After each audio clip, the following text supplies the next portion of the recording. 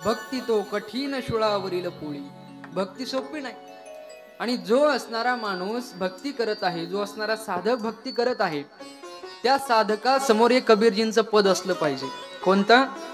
भला हुआ मेरी मटकी फोटी रे, प्रेम पंत कठीण है लंबा फेड खजूर, चढे तो चाखे प्रेम रस गिरे तो चकनाचूर. साधकाच्या डोळ्यासमोर हे पद असलं पाहिजे. ही भक्ती करणं सोपं नाही, भक्ती करणं फार अवघड आहे. एका असणाऱ्या महात्म्याचा एक इंटरव्ह्यू होता. त्याच्यामध्ये एका पत्रकारानं त्यांना प्रश्न विचारला, महाराज तुम्ही पायामध्ये त्या खडवा घालतात पहा, त्या ज्या खडवा तुम्ही घालतात, त्या कडवा घालताना त्याला एकच असा बंदासारखंही असतं, आणि त्या एक असणाऱ्या त्याला असं त्या साधूला आपल्या पायानं धरावं लागतं आणि मग चालावं लागतं. त्यांनी प्रश्न विचारला, तुम्ही या खडवा का घालता? त्यावेळेस त्या साधूनी जे उत्तर दिलं ना ते फार गोड आहे. साधूनी उत्तर दिलं, आम्ही या खडवा घातल्यानंतर आमचा जो पाय आहे त्या पायाला सावधान राहावं लागतं, त्या खडवाला आम्हाला घट्ट धरावं लागतं आणि मग चालावं लागतं. त्या खडवा आम्हाला प्रत्येक पावलाला सांगतात, जरा जपून पडशील, जरा जपून. त्याप्रमाणे या परमार्थामध्ये या खडवा आम्हाला सांगतात प्रत्येक पावलाला, काय? जरा जपून चाला, थोडं जरी इकडं तिकडं झालं तर पडण्याची शक्यता आहे. एवढं या भक्ती पंथामध्ये, भक्ती मार्गामध्ये जपून चालावं लागतं. आपल्याला मोडणं आणि लचकणं माहिती ना? पाय कधी लचकतो आपला? सहज चलता चलता आपला पाय लचकतो, सहज असतं ते लचकणं. पण मोडणं कसं असतं? त्याच्यावर आघात व्हावं लागतो, त्यावेळेस तो हात किंवा काय असेल ते मोडत. आपण संसारामध्ये मोडलं तरी चालतं, पण परमार्थामध्ये लचकलेलं सुद्धा चालत नाही. एवढं परमार्थामध्ये माणसाला जपून चालावं लागतं. उद्धार करून घेणं सोपं नाही. तुकोबराय तर बोलतात, ऐसी अवघड वाट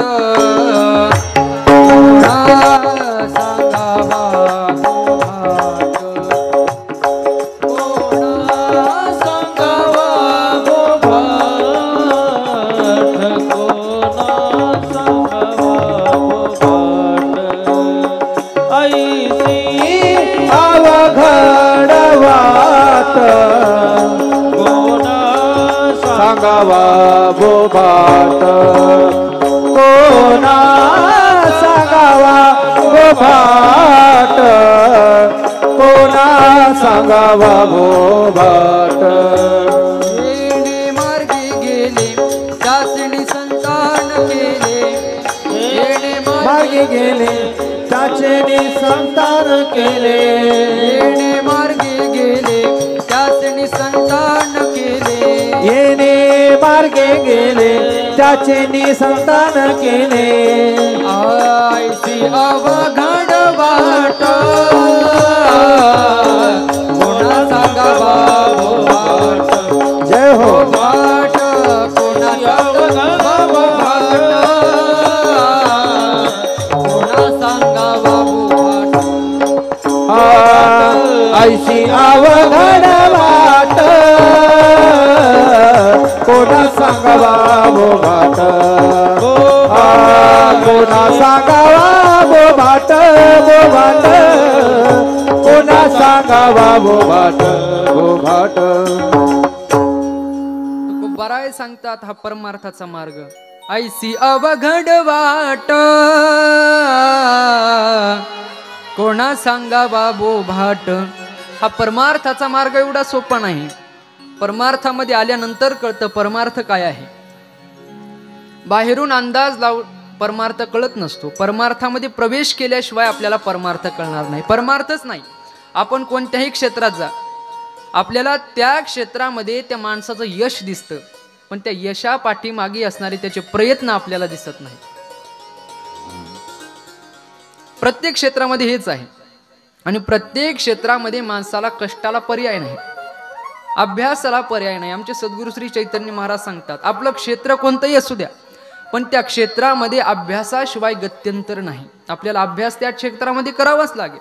या ठिकाणी मी बोलतोय म्हणजे मला थोडंफार ऐकावं लागलं, या ठिकाणी बोलतोय म्हणजे मला थोडंफार वाचावं लागलं, त्याच्याशिवाय मी बोलू शकत नाही. माझे प्रयत्न झाले, मग प्रयत्नाला प्रारब्धाची साथ मिळाली, त्याच्याशिवाय आपण बोलू शकत नाही. नशीब नशीब म्हणजे काय?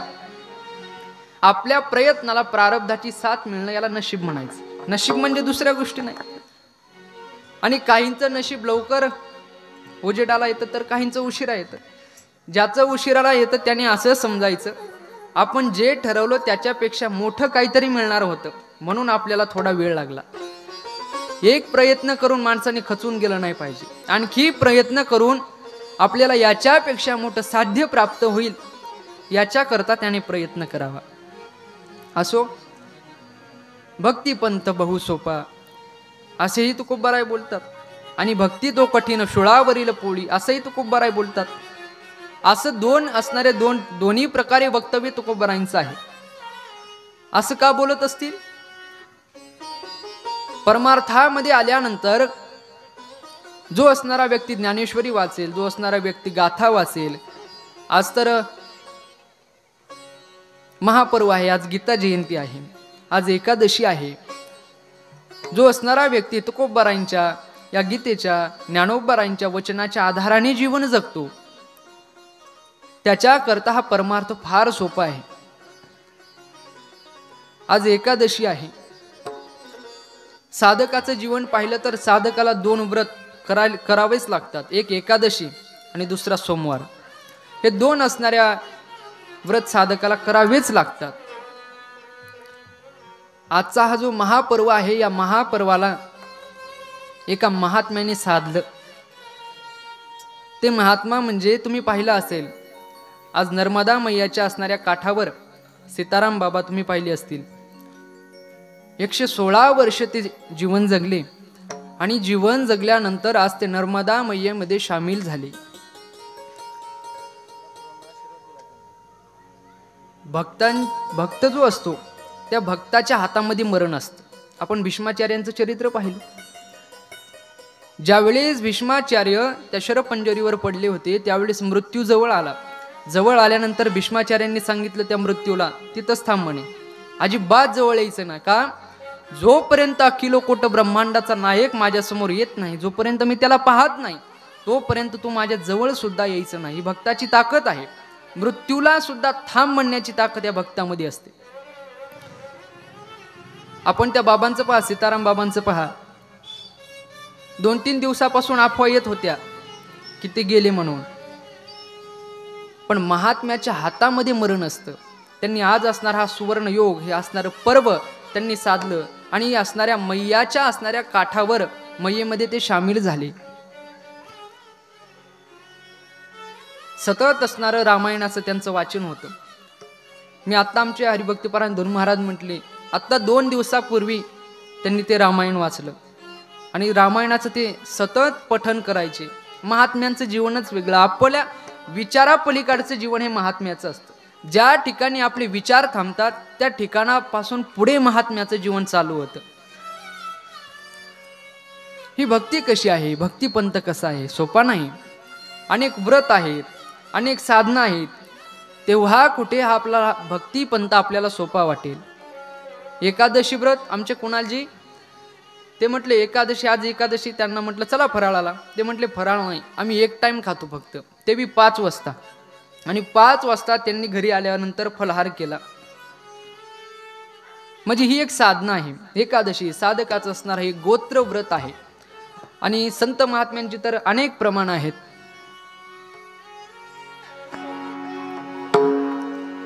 आम्हा व्रत एकादशी, आम्हा व्रत एकादशी, आम्हा व्रत एकादशी, आम्हा व्रत एकादशी, आम्हा व्रत एकादशी, केशव तीर्थ तुळसी, देव केशव तीर्थ तुळसी, देव केशव तीर्थ तुळसी, देव केशव तीर्थ तुळसी, आणि कणेने भासाधना, आणि कणेने भासा, आणि कणेने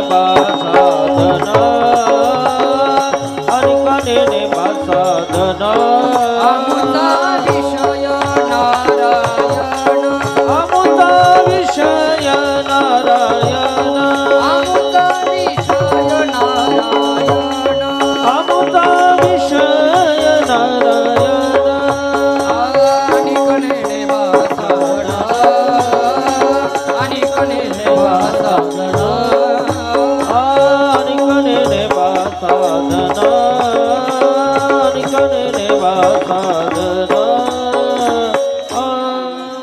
संत महात्म्यांचे प्रमाणे पहा. आम्हा व्रत एकादशी देव केशव तीरथ तुळशी आणि कणेने बा साधन.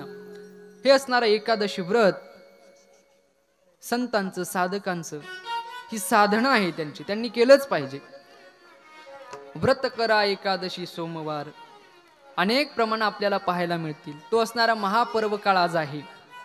हे असणारी सर्व भक्ती आहे. आणि देवहूती माता कर्दमांना विचारतायत, माझा उद्धार करून घ्यायचा, काय करू?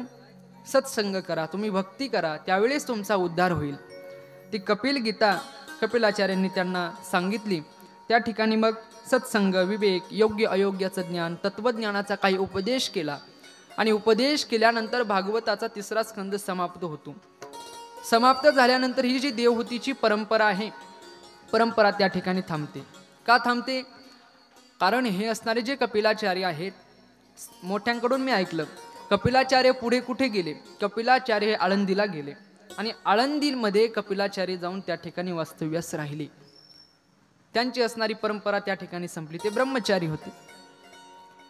काही जण म्हणतात, महाराज अहो आम्हाला एकच मुलगा आहे, मग तो म्हणतो ब्रह्मचारी व्हायचंय. होऊ द्यावं का?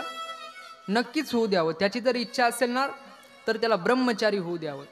पण अहो आमची परंपरा,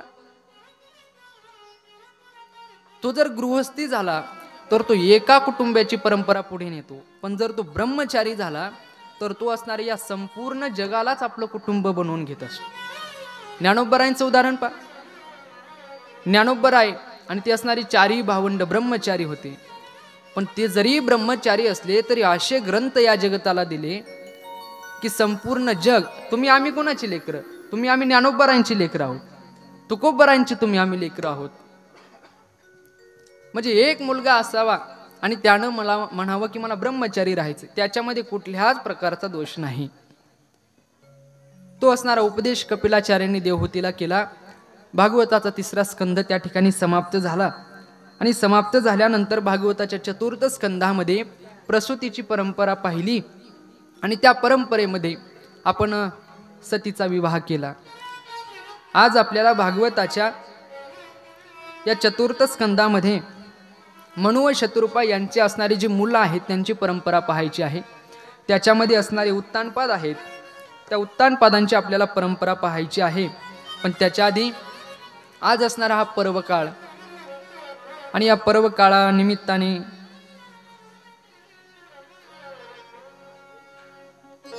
आज असणारी पंगत म्हणजे आमचे देवा.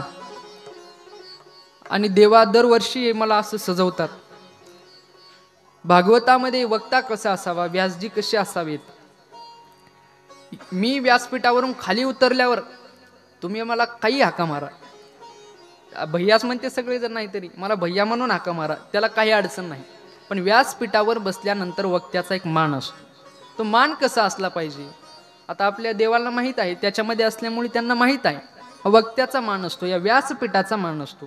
व्यासपीठावर कोणी असू द्या, मीच असलो पाहिजे असं नाही. तुम्ही बाहेर कार्यक्रम ऐकायला जाता, त्या ठिकाणी गेल्यानंतर जे व्यासजी असतात त्यांच्याकडे साक्षात भगवंत म्हणून पाहिलं जातं, एवढा त्याचा अधिकार असतो, त्या व्यासांचा अधिकार असतो. आज असणारी गीता जयंती, त्यांनी हे असणारी सर्व पूजन माझं केलं. गीता जयंती, गीतेबद्दल बोलायचं म्हटलं तर ही गीता कशी आहे, ज्या माणसाला जीवन जगायचं आहे, जीवन चांगलं जगायचं आहे, त्याने गीतेचं अनुचरण करावं, गीता वाचावी. आणि ज्याला मरण चांगलं करायचं आहे त्याने श्रीमद भागवत ऐकावं, भागवत पठन करावं, भागवत वाचावं. आपण गीता किती वेळा वाचू द्या, किंवा तुकोबरायांचा गाथा वाचा, ज्ञानोबराई वाचा, ज्ञानोबरायांची ज्ञानेश्वरी वाचा, ती वाचल्यानंतर आपण दररोज जरी वाचत राहिलो तरी सुद्धा आपल्याला दररोज त्याच्यामध्ये नवीन नवीन भाव पाहायला मिळतात. संतांचं वाङ्मय म्हणजे कसं असतं, प्रतिक्षण वर्धमान, दररोज त्याच्यामध्ये नवीन भाव आपल्याला पाहायला मिळतात. ज्ञानोबा तर बोलतात, ते तहारू मने निजे देवी जैसे का स्वरूप तुझे, तैसे नित्य नूतन देखीजे गीता तत्व. नित्य नूतन असणारी ही गीता आहे. आणि त्या गीता जयंती ज्या दिवशी गीता प्रकट झाली तो असणारा आजचा दिवस, एकादशीचा पर्व काळ. आणि आपल्या असणाऱ्या भागवत कथेमध्ये श्रीकृष्ण जन्म उत्सव म्हणजे 3 असणारे योग एका ठिकाणी आज आपल्याला पाहायला मिळत आहेत. भागवताचा 4th स्कंद आपण पाहत आहोत. या 4th स्कंदामध्ये उत्तानपादांचं आपल्याला चरित्र पाहायचं आहे. मनु व शत्रुपा यांचा असणारा हा मुलगा, हा जो उत्तानपाद आहे, या उत्तानपादाच्या चरित्रामध्ये उत्तानपादांना 2 असणाऱ्या पत्न्या होत्या, एक सुरुची आणि एक सुनीती. ही कथा तुम्हाला माहीत आहे. आपल्या लहानपणी शाळेत कथा होती पहा. एक राजा असतो, त्याला 2 पत्नी असतात, एक आवडती असते, एक नावडती असते. तीच असणारी कथा या ठिकाणी आहे. हीच कथा तिथं घेतली, फक्त वेगवेगळ्या याने घेतली. सुरुची आणि सुनीती या असणाऱ्या 2 पत्न्या. त्याच्यामध्ये सुरुची असणारी जी आहे ती उत्तानपाद राजाची आवडती आणि सुनीती नावडती. उत्तानपाद म्हणजे काय या कथेतील बोध घ्या. उत्तानपाद म्हणजे कोण? उत्तानपाद म्हणजे तुम्ही आम्हीच. आपल्याला रुची आवडते का नीती आवडते? आपल्याला काय आवडतं? रुची आवडते का नीती आवडते? आपल्याला रुची आवडते. आपल्याला स्वच्छंद जीवन जगायला आवडतं का नियमामध्ये जीवन जगायला आवडतं? स्वच्छंद जीवन, आपल्या असणाऱ्या मर्जीप्रमाणे स्वतंत्र. काही आपल्याला नियम नको, काही नको. सकाळी उठायचं, ज्ञानेश्वरी वाचायची नाही, हरिपाठ नाही, काही नाही. उठलं की आंघोळ पण करीत नाहीत काही काही. तर तसं झाला का चहा? तसा चहा घ्यायचा. आपण मुंबई पुण्याकडे गेल्यानंतर तिकडं असेच माणसं आहेत. म्हणजे यांना माणसं म्हणणं गुन्हा होईल, पण असेच माणसं आहेत त्या ठिकाणी. आपल्या जीवनामध्ये काहीतरी नित्यनेम असला पाहिजे. ज्ञानेश्वरीचं वाचन असलं पाहिजे, भागवताचा एखादा श्लोक वाचला पाहिजे, तुकोबारांची गाथा वाचली पाहिजे. त्यावेळेस त्याला मानव म्हणावं. काही नित्यनेमाविन अन्न खाये तो श्वान जाई, वाया मनुष्य पण भार वाहे तो वृषभ. त्याला बैल म्हटलंय, बैल ज्याच्या आयुष्याला कुठल्याच प्रकारचा नियम नाही.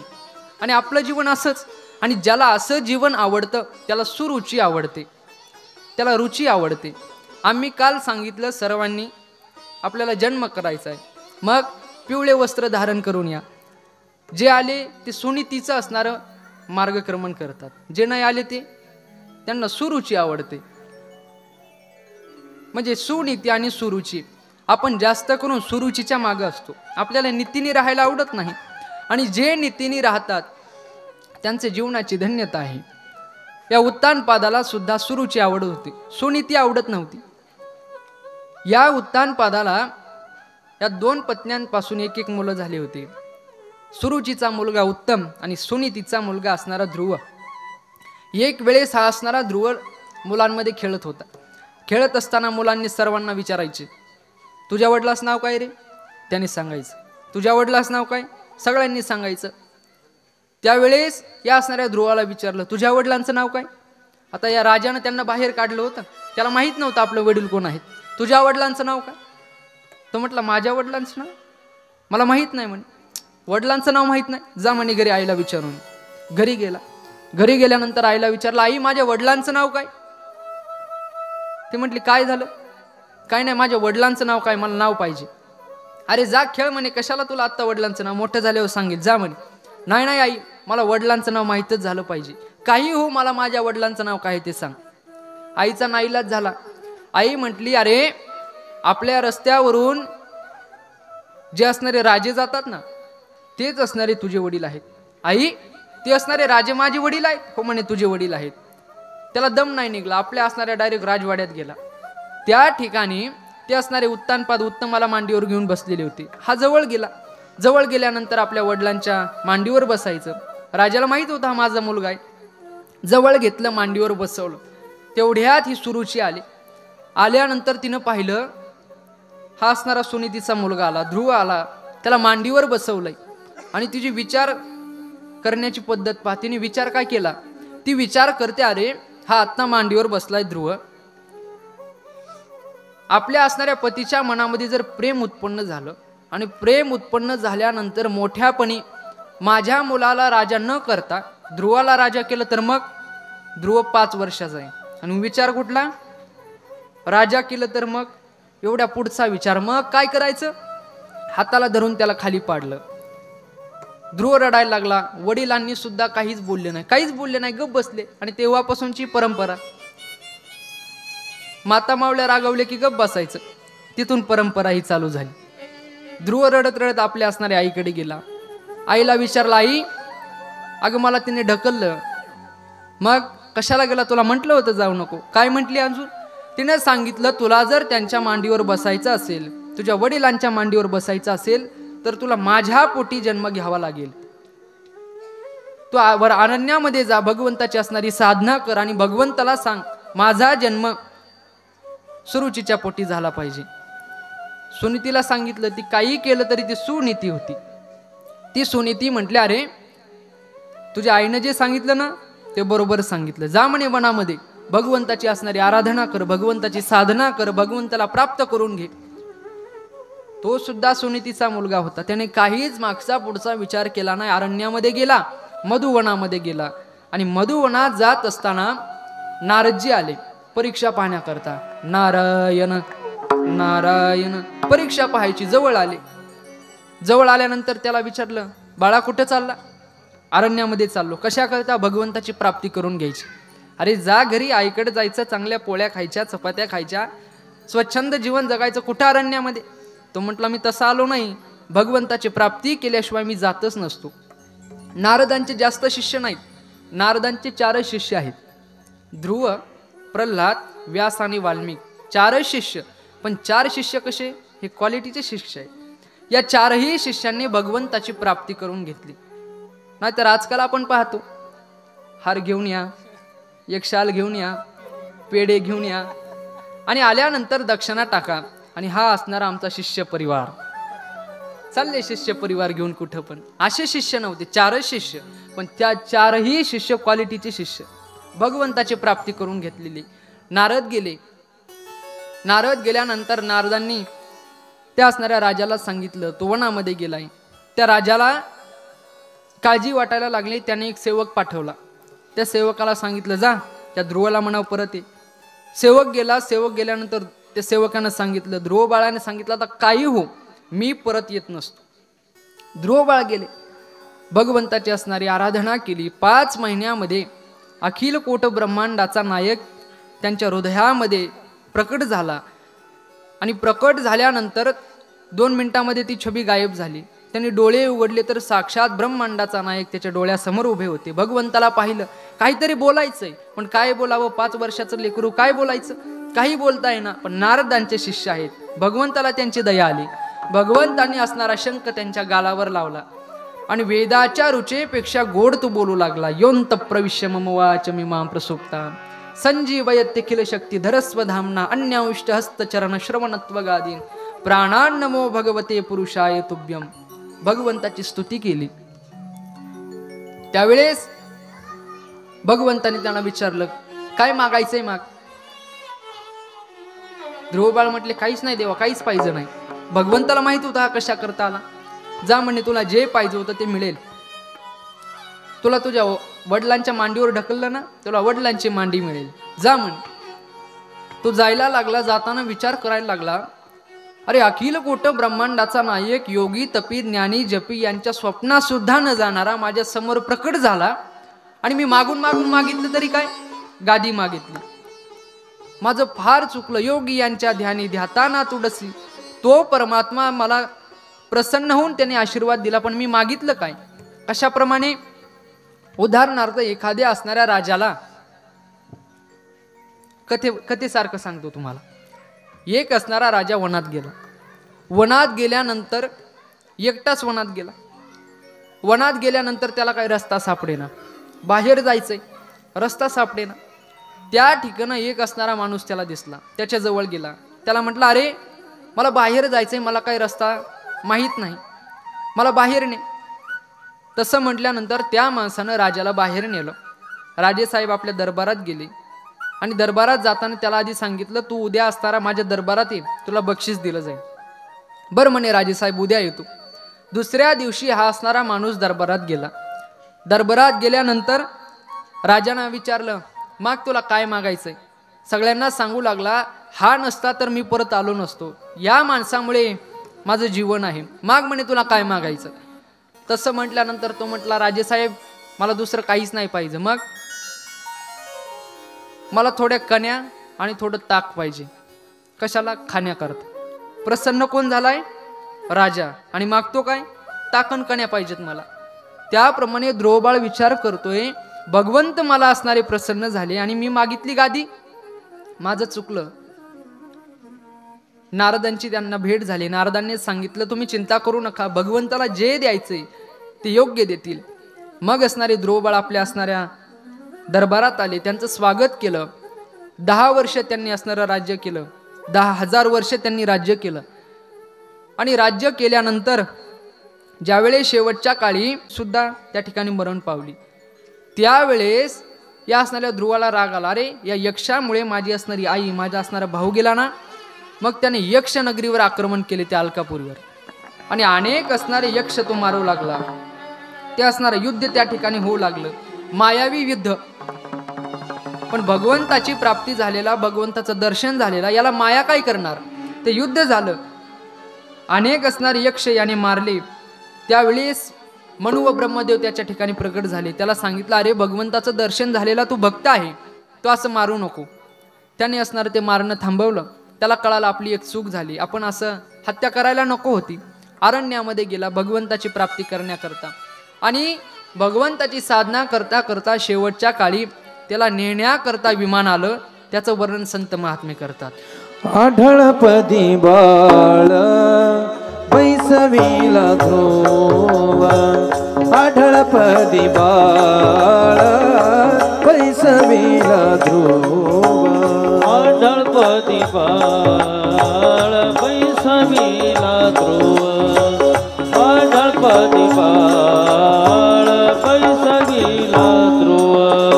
क्षीराचा सागर उपमान्यो, क्षीराचा सागर उपमान्यो, पाहिले अपराध काही आती गुण, पाहिले अपराध काही आती गुण. आढळपदी बाळ बैसविला धुरू. आपल्या असणाऱ्या देहासोबत तो असणारा आढळपदावर गेला. तुकोबाराय आणि ध्रुव हे दोनच महात्मे असे झाले की जे या असणाऱ्या देहासोबत वैकुंठाला गेले. आढळपदी बाळ बैसविला धुरू या असणारी ध्रुवाची असणारी कथा भागवताच्या 4th स्कंधामध्ये येते. आणि आल्यानंतर या असणाऱ्या ध्रुवाची पुढची जी काही वंशावळ आहे ती भागवतामध्ये आली. त्यामध्ये उत्कल, वत्सर, पुष्पार्ण, अंग, वेण ही ध्रुवाची वंशाची परंपरा आली. त्याच्यामध्ये वेण राजा हा जो होता तो अत्यंत पापी होता. या पृथ्वीवर फार त्यानं पाप केलं. संतांनी त्याला एका संकल्पाने मारलं, पण राजाची गरज होती. मग त्याच्या असणाऱ्या शरीराचं मंथन केलं, आणि मंथन करून पृथू नावाचा राजा त्या ठिकाणी उत्पन्न झाला.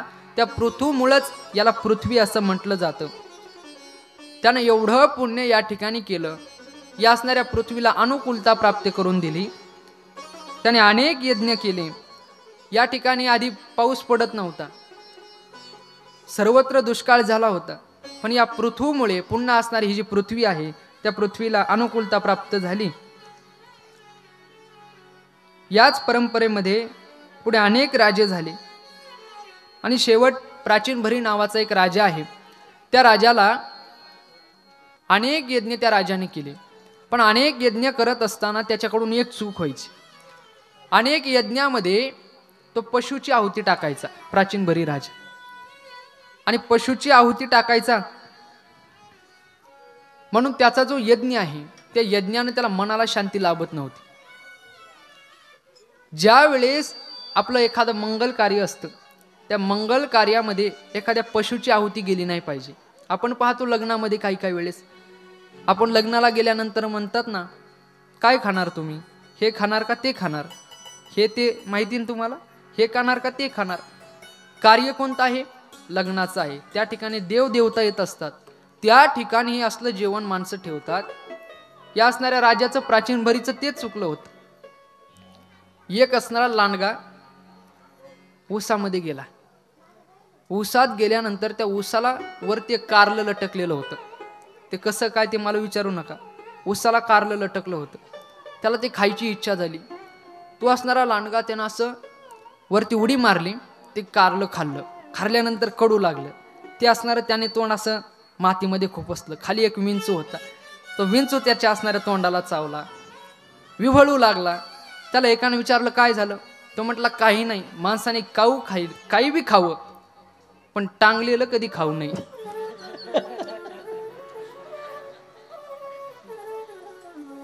ज्याला कळालं त्याला कळालं, बाकीच्यांनी समजून घ्या, दुसऱ्याला विचारू. या प्राचीन भरीचं चुकत होतं. मग या प्राचीन भरीला काय उपदेश केला. शरीराला धरून रूपकात्मक कथा नारदजींनी या प्राचीन भरीला सांगितली. भागवताचा 4th स्कंद या ठिकाणी समाप्त होतो. भागवताच्या 5म स्कंदामध्ये मनु व शतरूपायांचा असणारा दुसरा मुलगा प्रियव्रत याची कथा सांगितली. या प्रियव्रताच्या असणाऱ्या वंशावळीमध्ये अग्निद्र, नाभी, ऋषभदेव आणि भरतांचं चरित्र येतं. त्यामध्ये हे जे भरत होते, या भरताने अनेक वर्ष राज्य केलं. पण अनेक वर्ष राज्य केल्यानंतर आधीचे राजे शेवटच्या काळामध्ये भगवंताची भक्ती करायची, सेवा करायची म्हणून अरण्यात जायचे. शेवटच्या काळामध्ये तो वनामध्ये गेला आणि वनात जाऊन भगवंताची भक्ती करू लागला. भगवंताची भक्ती करण्याकरता वनात गेला. एक वेळेस तहान लागली. सरोवर होतं, त्या सरोवरात गेलं. सरोवर जवळ गेल्यानंतर त्या ठिकाणी एक असणारं हरिण होतं. ती हरिणी गर्भवती होती. पाणी पिण्याकरता तिथं आली होती. एका असणाऱ्या वाघाने डरकाळी फोडली. हिला वाटलं आपलं आता काहीतरी होईल म्हणून या असणाऱ्या सरोवराच्या पलीकडे उडी मारायची म्हणून तिने उडी मारली. पण उडी मारल्याबरोबर तिचा असणारा जो गर्भ होता, जे पाडस होतं, ते पाण्यात पडलं. आपले असणारे भरतजी तिथं गेले होते पाणी पिण्याकरता. त्यांनी पाण्यामध्ये हात बुडवला. हात वर गेला केल्यानंतर ते असणारं पाडस त्यांच्या हातात आलं. आणि ते पाडस जसं भरतजीला म्हणत होतं, भरतजी अहो एका भक्ताने जर माझा त्याग केला तर माझ्या जीवनाला अर्थच नाही, असं जणू ते बोलत होतं. भरतानं ते असणारं पाडस घेतलं आणि घरी आले. घरी आल्यानंतर ते पाडस म्हणजेच हरिण, त्या हरणाची सेवा होऊ लागली. देवाला विसरले, मरणाला विसरले आणि हरणाची सेवा करू लागली. माणसाने जीवन जगत असताना या जगाची सेवा करावी, पण संबंध देवाशी जोडावा. Be a friend of alone, सगळ्यांशी फ्रेंड राहावं म्हणजे सगळ्यांशी मैत्री करावी, पण एकटं राहावं. संबंध जोडायचा ना, भगवंताशी संबंध जोडावा. तो तुकोबराय सांगतात, जनमित्र होई सकळांचा, अशुभ न बोलावी वाचा, संग न धरावा दुर्जनाचा, करी संताचा सायास. संपूर्ण जगाशी संबंध जोडताना कसा, सेवेरूपी, पण भगवंताशी एक नातं जोडलं पाहिजे, एक संबंध जोडला पाहिजे. पण या ठिकाणी भरताचं चुकलं. भगवंताची सेवा होऊ लागली आणि त्या हरणाशी संबंध जोडला गेला. सारखं हरण हरण हरण करायला लागले, मरण विसरले. विनोदानं सांगतात, त्या हरणाचं नाव ठेवलं राजा. हरणाचं नाव काय ठेवलं, राजा. एक वेळेस अनेक असणाऱ्या राण्या तिथं आल्या, म्हणजे हरणी तिथं आल्या. हे असणाऱ्या राजाने त्या राण्या पाहिल्या. हा गेला निघून. पण इकडं भरतजी आता हरण हरण करायला लागले, माझं हरिण कसं असेल कसं असेल. आणि याच्यामध्ये मरणाला विसरले, त्यांचं मरण आलं.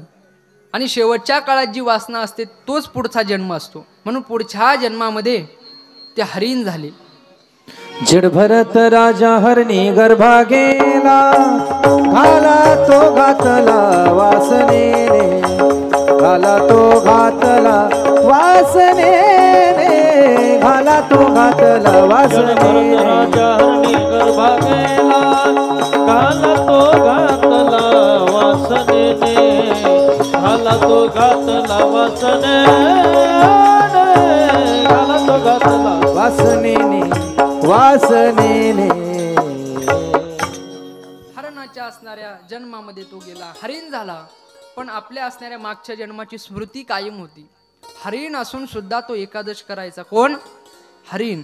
हरिण होता पण स्मृतीमुळे एकादशी धरायचा, सोमवार धरायचा. कोण धरायचा, हरिण. हरिण धरायचा पण माणसं धरत नाहीत. तो एकादशी करायचा. यथायोग्य काळी त्याचा तो हरणाचा असणारा जो देह आहे तोही पडला. पुढच्या जन्मामध्ये तो पुन्हा मनुष्य झाला. त्याचं योगायोगानं नाव भरतच ठेवलं, पण नुसतं भरत नाही, मग जड भरत ठेवलं. कारण त्याला दोन्ही जन्म माहीत होते. त्याने ठरवलं या जन्मामध्ये कुठल्याच प्रकारचं लिगाड लावून घ्यायचं नाही, सगळ्यापासून मुक्त वेड्यासारखं राहायला लागला.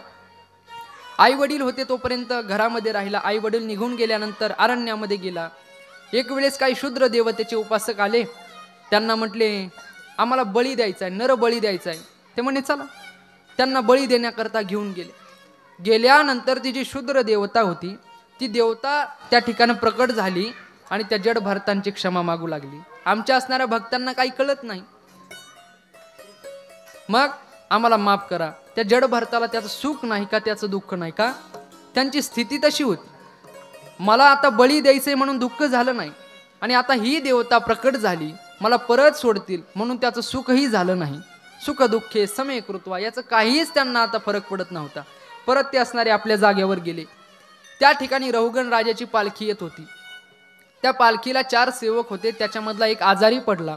एक सेवक पाहिजे. त्यांनी त्या असणाऱ्या जड भरताला पाहिलं. चला म्हणे आपल्याला पालखीला सेवक पाहिजे. जड भरत राजे गेले. पण या जन्मामध्ये त्यांनी ठरवलं आपल्याकडून पाप झालं नाही पाहिजे. चलत असताना आपल्या पायाखाली किडा मुंगा मरू नये म्हणून पाय टाकताना असे वाकडे तिकडे पाय टाकायचे. आतमधून राजा म्हटला कोण आहे रे ते, असं वाकडं तिकडं का चलत आहे, मला आतमध्ये त्रास होतोय. त्यावेळेस ते म्हटले नवीन असणारा सेवक आहे, तो नीट चलेना. त्याला समोर घेतलं. नीट का चलत नाही, तुला काय दंड करू का. त्यावेळेस ते जड भरत बोलायला लागले दंड कोणाला करणार, मला दंड करणार म्हणतो, मला काहीच होणार नाही. आणि आत्म्याचा विषय कर, आत्म्याला दंड करायचा विचार करशील तर आत्म्याला सुद्धा काही होणार नाही, दंड करशील कोणाला. असं ऐकल्यानंतर रहुगणाने विचार केला हा कोणी सामान्य महात्मा नाही, कोणीतरी मोठा महात्मा आहे. जे काही तत्वज्ञानाचे प्रश्न त्याला विचारायचे होते ते सगळे प्रश्न त्यांनी त्याला विचारले. एका महात्म्याच्या मुखातून मी ऐकलेलं आहे. हा जे रहुगण होते, रहुगण कोण होते, ते जे पाडस होतं, ते जे हरिण होतं, ते हरिण पुढच्या जन्मामध्ये रहुगण झाले. आणि हे जे भरत होते ते जड भरत झाले. आणि या जड भरताने रहुगणाला तत्वज्ञानाचा उपदेश केला. ही असणारी भागवतामध्ये कथा येते. आणि ही कथा आल्यानंतर या रहुगणाला भवाटवीचं वर्णन केलेलं आहे, स्थानाचं वर्णन केलं, अंतरिक्षाचं वर्णन केलं, 28 प्रकारचे जे नरक आहेत त्या नरकाचं वर्णन त्या ठिकाणी केलं. तुम्ही म्हणाल नरकाचं वर्णन का केलं, त्याचं कारण आहे आपल्याकडून पाप घडू नये म्हणून नरकाचं वर्णन आहे. नाहीतर माणसं, मी आत्ताच सांगितलं, नको ते खातात, नको ते पितात. जिवंत असणाऱ्या प्राण्याला माणसं कापतात, याच्यापेक्षा शोकांतिका कोणती आहे. त्या असणाऱ्या प्राण्याला सुद्धा जीव आहे, त्याला सुद्धा प्राण आहे, त्याला सुद्धा वेदना होतात, पण याचा विचार करत नाही. आपल्याला साधा काटा टोचला तरी सुद्धा आपल्याला एवढा त्रास होतो, ते असणारे प्राणी खुशाल कापतात. ते असणारं मी एक ऐकलं होतं,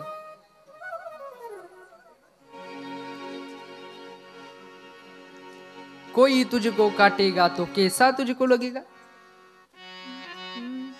कोई तुझको काटेगा तो कैसा तुझको लगेगा, कोई तुझको काटेगा तो कैसा तुझको लगेगा, कोई तुझको काटेगा वो जब तुझको कैसा लगेगा, कोई तुझको काटेगा जब तुझको कैसा लगेगा, तुझको जलते अंगारों पर जब कोई सेकेगा, तुझको जलते अंगारों पर जब कोई सेकेगा, कोई अंगारों पे रहेगा, तुझको जलते अंगारों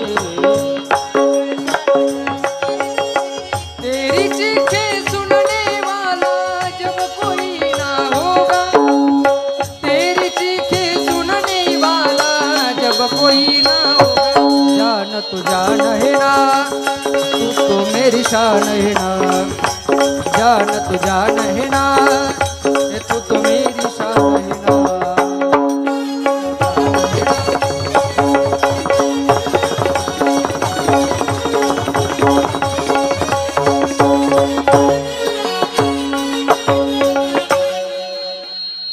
म्हणजे प्रत्येक प्रत्येकाचं जीवन आहे. जान तो जान ही ना, तू तो मेरी शान ही ना. प्रत्येकाला जीव आहे, प्रत्येकाला वेदना आहेत. म्हणून या नरकाचं वर्णन आलं. 28 प्रकारचे नरक सांगितले. भागवताचा पंचम स्कंद या ठिकाणी समाप्त होतो. भागवताच्या षष्टम स्कंदामध्ये पोषण नावाचं लक्षण सांगितलं. अत्र सर्गो विसर्गश्च स्थानं पोषणमूतयः मन्वन्तरेशानुकथा निरोधो मुक्तिराश्रयः.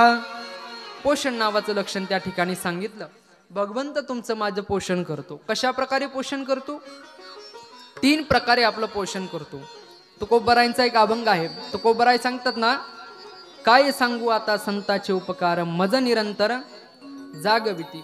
या असणाऱ्या अभंगामध्ये 3 शब्द आहेत. जागविती, शिकविती आणि आणखी एक शब्द आहे. तुकोबराय आपलं पोषण करतात. कसं करतात? भगवंत आपल्याला जागवतो. कसं जागवतो? आपल्याला भगवंत झोपेतून उठवतो. हे सुद्धा एक प्रकारचं पोषण आहे.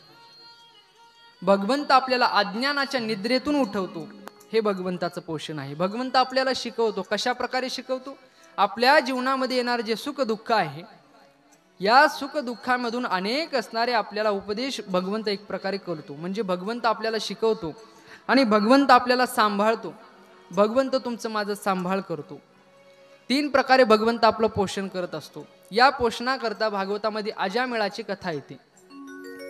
हा जो अजामेळ आहे, अनेक असणारे पाप या अजामेळाकडून घडले. नको ते दृश्य पाहिलं. वेश्येसोबत विवाह केला. त्याला असणारे 10 पुत्र झाले. काही साधू संत त्यांच्या घरी आले. त्यांनी सांगितलं, तुमच्या 10व्या मुलाचं नाव नारायण ठेवा. ते म्हटले, आम्ही आमच्या मुलाचं नारायण नाव ठेवू, पण यातून तुम्हाला फायदा काय? त्यावेळेस ते साधू म्हटले, फायद्याकरता जगतो तो साधू नसतो, मग तो संधी साधू असतो. आम्ही तसे नाहीत म्हणले. तुझ्या मुलाचं नाव नारायण ठेवू. त्याच्या 10व्या असणाऱ्या मुलाचं नाव नारायण ठेवलं आणि मग सतत मुखाला नारायण नारायण ते असणारं मुखाला यायला लागलं.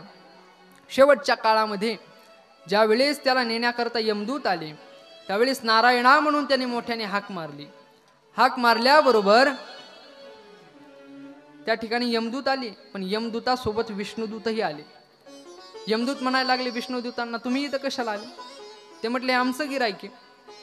यमदूत म्हणायचे, आमचं नको ते यानं पाप केलं जीवनामध्ये आणि तुम्ही म्हणता, विष्णुदूत काय म्हणतात, हे आमचं गिरायक. यमदूत म्हणतात, अहो याने फार पाप केले, तुमचं गिरायक नाही. त्यावेळेस विष्णुदूतांनी सांगितलं, पण याने शेवट नाव कोणाचं घेतलं? नारायणाचं नाव घेतलं, भगवंताचं नाव घेतलं.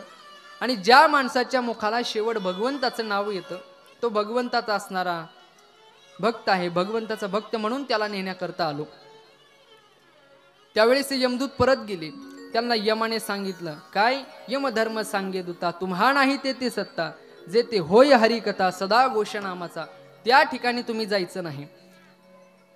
त्या असणाऱ्या अजामेळाला वेळ मिळाला आणि वेळ मिळाल्यानंतर त्याने सर्वस्वाचा त्याग केला. भगवंताची असणारी प्राप्ती करून घेतली.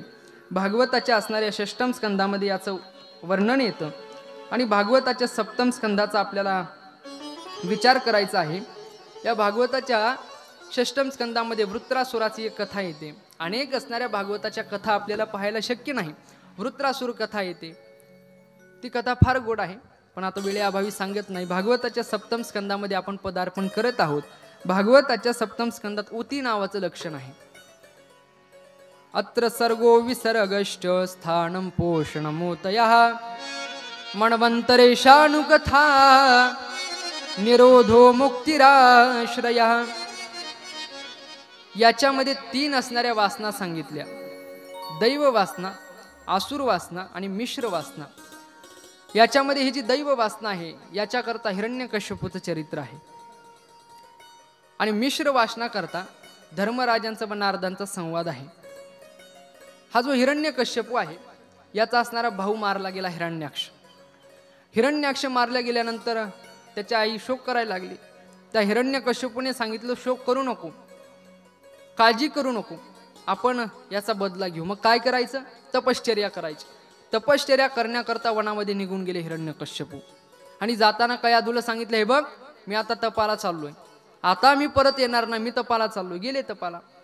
पण तपाला गेल्यानंतर त्या ठिकाणी एक पोपट होता. तो असणारा पोपट त्या हिरण्यकश्यपूला पाहिलं आणि तो पोपट नारायण नारायण म्हणायला लागला. हिरण्यकश्यपूने ऐकलं, अरे माझ्या असणाऱ्या राज्यामध्ये नारायण नारायण कोण म्हणतो? त्याच्या राज्यात नारायण म्हणायला सुट्टी नव्हती. सर्वांना ते भगवंताचं नाव घेतलं की मारायचं. हा पोपट भगवंताचं नाव घेतोय, माझ्या असणाऱ्या वैऱ्याचं नाव घेतोय, याला मारलं पाहिजे. मारण्याकरता प्रयत्न करत आहे, पण ते पोपट पुढं पुढं पळायचं. ते काय पोपट याला सापडलं नाही. त्या दिवशी फार त्याला कंटाळा आला. तो म्हटलं आज नाही तपश्चर्या करायची. परत गेला. घरी गेल्यानंतर कयाधूने त्याला विचारलं, तुम्ही परत का आले? ते म्हटले काही नाही, गेलो होतो पण थोडी अडचण आली, उद्या जायचं. अहो पण तुम्ही आजच परत का आली? त्यावेळेस त्याने सांगितलं, अगं मी गेलो पण गेल्यानंतर एक अडचण आली. काय अडचण आली? एक पोपट होता आणि तो असणारा पोपट माझ्या शत्रूचं नाव घ्यायचा. शत्रूचं नाव? काय नाव घ्यायचं? माझ्या शत्रूचं नाव घ्यायचं. काय नाव घ्यायचं? शत्रूचं नाव घ्यायचं म्हणलं ना तुला. अहो पण नाव काय घ्यायचं? तुला माझा शत्रू माहिती ना? माहिती. त्याचं नाव घ्यायचं. अहो पण सगळं खरं आहे, पण नाव काय घ्यायचं? तो म्हटला, हे बघ आत्ता चालू आहे, मला उरकू दे सगळं, मी नंतर सांग.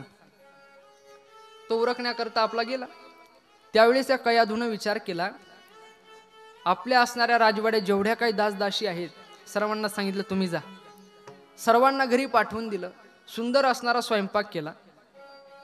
हिरण्यकश्यपू आले आणि आल्यानंतर त्यांना जेवायला वाढलं. जेवण सुरू केलं. ती जी काय आमटी होती ती आमटी संपली. संपल्यानंतर आता आमटी पाहिजे, आमटी वाढ. ते म्हटले, मी आमटी वाढीत नसते. आमटी वाढीत नसते. का वाढीत? तुम्ही गेले, तो असणारा पोपट तुमच्या शत्रूचं नाव घेत होता. काय म्हणत होता? जेवण करतोय ना मी, ही वेळ आहे का त्याची? नंतर सांग. आमटी वाढीत नसते. आमचे 9 वाजले तरी चालेल, पण मी आमटी वाढणार नाही. आमटी अगं वाढ आमटी, तुला नंतर सांगतो ना मी काय म्हटलं. चालत नसतं. काय काय म्हटलं मला सांगा. पोपटाने काय म्हटलं? त्याचा नाईलाज झाला आणि तो म्हटला, मी गेलो, गेल्यानंतर माझा शत्रू, त्या शत्रूचं नाव घेत होता पोपट. काय नाव घेत होता? सांगू नाव? शत्रूचं नाव घेत. काय नाव घेत? नारायण नारायण म्हणत होता. वाढ म्हणे आता. काय काय म्हणत होता? मला ऐकायला आलं, परत सांग. नारायण नारायण म्हणत होता. काय काय म्हणत होता? नारायण नारायण म्हणत होता. वाढलं. परत काही लागलं की काय म्हणायचं? नारायण नारायण म्हणायचा. जेवण झालं. अनेक वेळा त्याच्या मुखातून नारायण नारायण नारायण हे नाव उच्चारून घेतलं आणि रात्री समागमाच्या वेळी त्याने विचारलं, काय म्हणत होता? नारायण नारायण म्हणत होता. त्याचा फायदा या असणाऱ्या जगाला आल्हाद देणारा प्रल्हाद तो जन्माला आला. सत्वर उच्चार प्रल्हादी बिंबला, उद्धवला धला कृष्णदाता, उद्धवला धला कृष्णदाता, उद्धवला धला कृष्णदाता. सत्वर उच्चार प्रल्हादी बिंबला, उद्धवाला धला कृष्णदाता, उद्धवाला धला कृष्णदाता, उद्धवाला धला कृष्णदाता, कृष्णदाता. त्या असणाऱ्या प्रल्हादाची गर्भधारणा झाली आणि तो निघून गेला तपश्चर्या करण्याकरता. तो निघून गेल्यानंतर इंद्रदेव आला. कशाला? या असणाऱ्या कयाधूच्या पोटी एखादा दैत्य असेल, त्याला मारलं पाहिजे, घेऊन जाऊ लागला. त्यावेळेस नारदजी मध्ये आले आणि नारदजी म्हटले, याला घेऊन जाऊ नको. का? अरे हा भगवंताचा भक्त होणार आहे.